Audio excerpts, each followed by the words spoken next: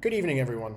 Today, I'll be analyzing one of the most significant intelligence failures in modern history, specifically the 9/11 terrorist attacks.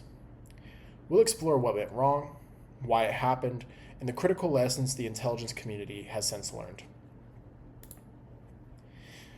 Of course, we all know that on September 11th, 2001, four coordinated terrorist attacks by Al Qaeda killed nearly 3,000 people on United States soil. It was a devastating strategic surprise, not because there were no warnings, but because the warnings were not effectively recognized, shared, or acted upon.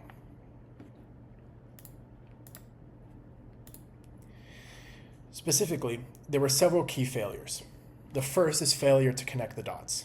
The CIA and the FBI had fragmented knowledge of Al Qaeda operatives in the United States, but didn't share or piece it together among themselves. The second is poor interagency communication.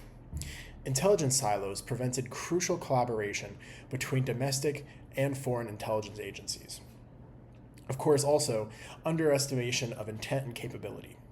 Al Qaeda's threat was known, but United States agencies believed they lacked the ability to strike domestically.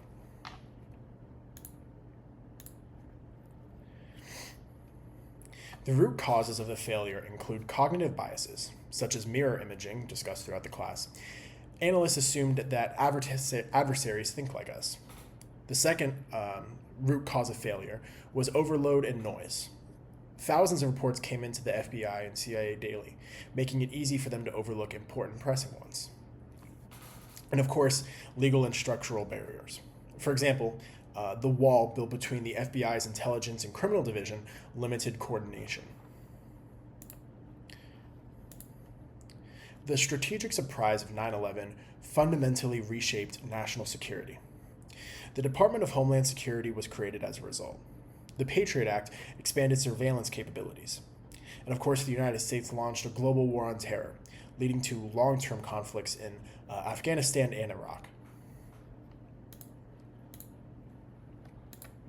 Key takeaways from this summary include the need for information sharing, specifically the creation of the Director of National Intelligence and fusion centers aimed to break down silos.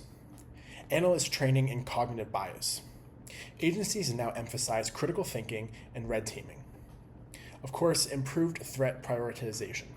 Intelligence systems now flag patterns and prioritize high-risk signals.